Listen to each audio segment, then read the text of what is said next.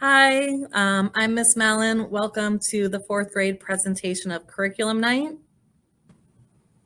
Hi, I'm Mr. Thompson. I'd like to welcome everybody as well. And I'm Mrs. Thwaits. Thanks for coming.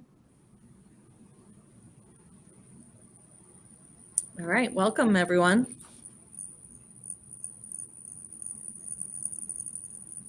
So a little bit about me. Some of you might have already known this from Meet the Teacher, but I grew up in Colorado. I'm a mountain man at heart. Moved to Hawaii for a few years, which I absolutely loved. I am married, have two wonderful stepsons, one in the Navy, one in Chicago, and I am an avid runner, love getting out there in the Arizona heat. For those of you that weren't able to make it to Meet the Teacher, thank you for watching our presentation. I'm Miss Mellon. I was a product of Kyrene Schools myself. As the district was growing, I kept opening up new Kyrene schools, and I've taught at a few other Kyrene schools. I don't have any kids, but I have some cute nieces and nephews, as you can see in the picture. And then I have two cute puppies that you can see there. Fun fact about me is I have a twin sister, and we were the babies in the movie Raising Arizona. It's with Nicolas Cage. Go check it out sometime. Hi, I'm a little bit about Miss Thwaits. I grew up in Tucson and went to the University of Arizona. Go Wildcats. I have two sons and two daughters. They were all Kyrene kids. I've enjoyed staying home with them when they were little, and then I went back to work in 2011 teaching 5th grade for 6 years, and I've taught 4th grade at KTA since 2017. I married my husband in 1997. We were high school sweethearts, still going strong, and we love to dress up as a family. You can see that picture for Halloween. We like to have themes. My husband is an electrical engineer, but he also is really great at juggling and can juggle torches. So we are going to be sharing a lot of information on the slides. So please feel free to pause as we're just going to touch lightly on each slide. Our goals for your child this year are to increase their confidence and competence in reading and math and to become better critical thinkers. We want them to feel empowered by knowledge, become responsible for their own learning, and understand that mistakes are a way of learning. At KTA, we have the PBIS system that's school-wide, and students will receive 4 Bs when they are showing that they are being safe, respectful, responsible, or kind. They can earn 25 4B slips to get $1 at the school store. And we also, in 4th grade, all of us use Class Dojo to also reward students and to communicate behaviors to parents.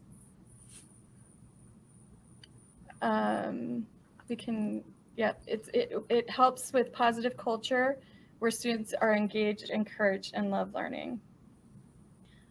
All 4th grade teachers will be using Class Dojo to communicate with parents and share photos and videos through Class Dojo. So please make sure that you are signed up with your class code so that you can see those things. We also are, as a school, we are using the Sanford Harmony for social emotional learning. It helps students with building relationships with their classmates and with their teachers. We have weekly social emotional learning lessons, daily morning meetings with growth mindset and SEL messages, and we have buddy up opportunities for students to get to know and connect with their classmates daily. So we're very lucky at KTA to have our own school counselor, and if you are interested in having your students see a school counselor, then that is available to you. We also have Southwest Behavioral Counseling on campus that's for outside counseling. and you can do that as well. So this next section we wanted to talk to you about is our KTA classroom behavior, expectations, and responses. So hopefully those of you who have been at KTA for a while and those of you new to KTA have heard of the 4Bs: be respectful, be responsible, be safe, and be kind. This is kind of our guiding philosophy, not only in our classrooms, but throughout the school, to make sure that our students are behaving appropriately and responsibly at all times. This is just giving us an idea of what that progression of response to unwanted behavior is. This shows us that for the first incident, it would be a far less severe response than for the fourth incident. We're hoping that when we do that first incident response, that takes care of the unwanted behavior. And our goal is to never have to go past that, but we do have ways that we can try to manage that if it does become necessary. So Friday Choices is a way that our fourth grade team can kind of divide and conquer. We have Scholars Choice, which is for students who may need some extra time to complete unfinished work, homework, or assignments that they did not get finished either at home or in the classroom. The Cinema and Technology Choice, which we all know is very popular among our students, gives them a chance to do things on laptops or up on the big board watching movies, or things on their laptops with the teacher in there. And then the Activity Choice also gives some fun, kind of engaging interactive activities, including STEM activities that we can do with them in the classroom. So as far as homework goes, we do give homework 4 days a week, Monday through Thursday. We do not assign homework on Fridays. Parent signatures in student agendas is really the best way for us to know that your student is sharing with you what we're doing and that you're a part of that process, and you can see what it is, how we're spending our time every day. Your child should be reading. We would like to see at least 20 minutes each night to really support what we're doing in class for reading skills. So that would be appreciated if we can get your support with that. Grades, we do have the Parent View and Student View program. We ask that you go in there and routinely check to see how your student is doing. Report cards are posted quarterly, so that is something that you will obviously want to be paying attention to. And then Google Classroom is being used for some grades for teachers to use as well. So now we're going to talk about a little bit of our curriculum. Our math curriculum, we use the Ready Math material, and we have some other supplemental resources such as Number Talks, Fosno, and we may use those during our IFG time. And then we have different assessments that go on throughout the year. The biggest thing that we want parents to know is that your kids need to know their multiplication facts. They started learning multiplication facts in second grade, and they should have had their facts 1 through 10 mastered. I'm saying mastered because a lot of you are at home or watching this are saying, my kid doesn't know their facts. Yeah, they were supposed to be mastered in third grade. So if they don't know, that should be something like 5 minutes each night. You can be working on their math facts. Our goal is to have 40 facts in 2 minutes time. This might be something where you want to pause and kind of take a look. These are what the skills and standards your kids are going to be learning this year.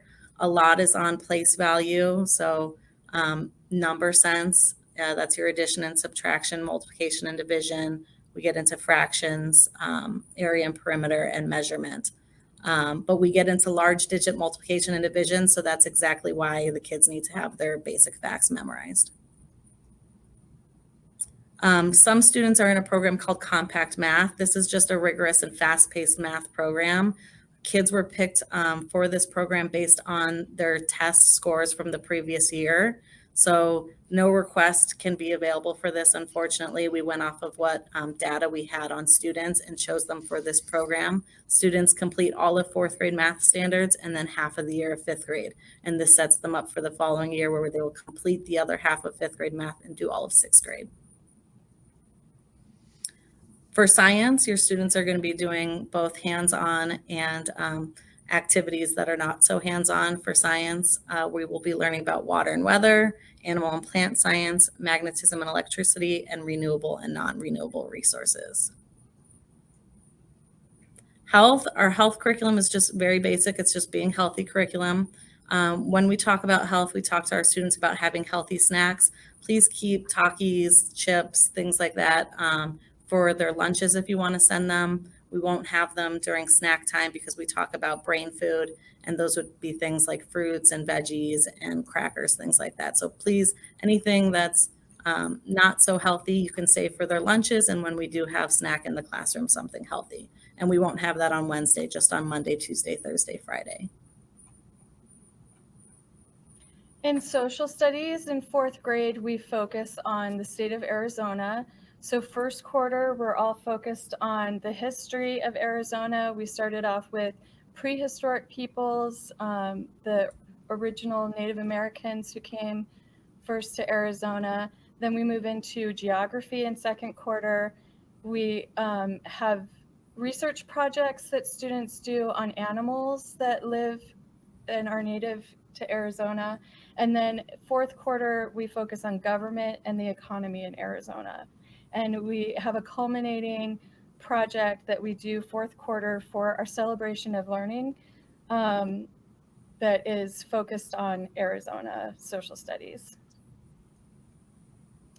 In reading, in addition to Spalding's phonograms, cursive handwriting, the spelling, and vocabulary that we do with Spalding, we also focus on strategies and skills like text structure, compare and contrast, order and sequence, problem and solution, cause and effect, and description.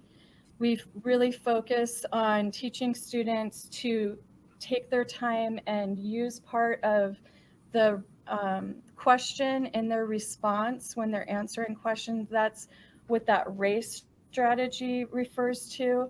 Then they're to answer the question, cite evidence using a quote from the text, and then explain their answer and why the evidence that they used supports their answer.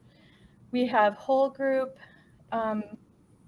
reading and IFG times.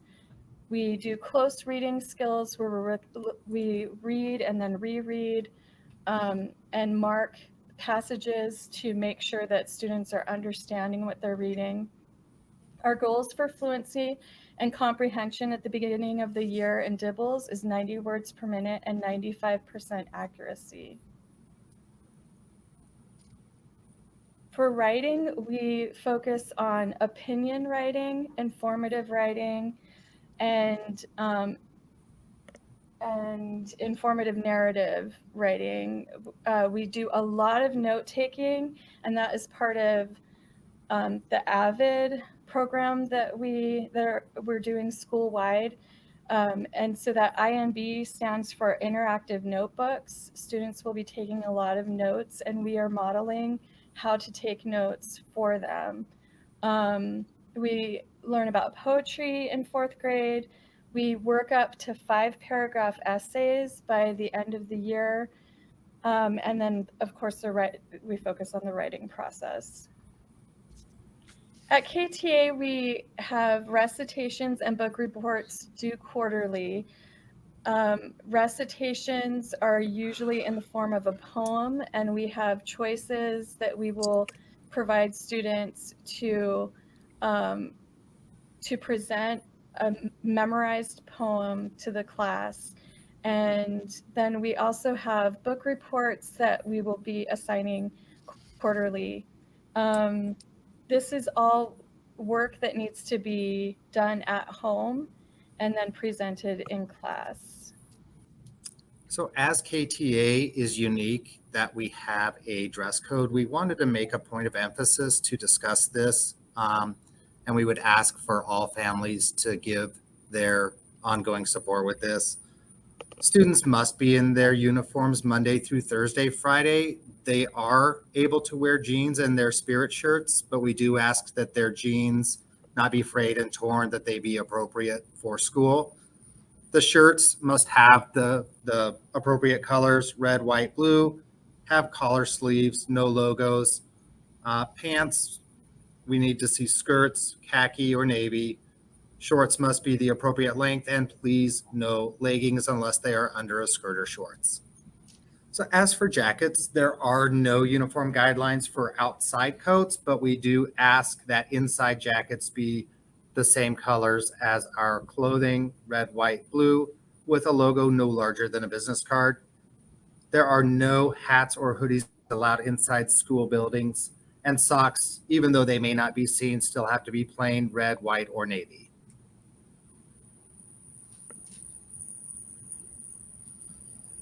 As for shoes, athletic shoes have to be worn on PE day. We do want all of our students to be able to participate, but participate safely.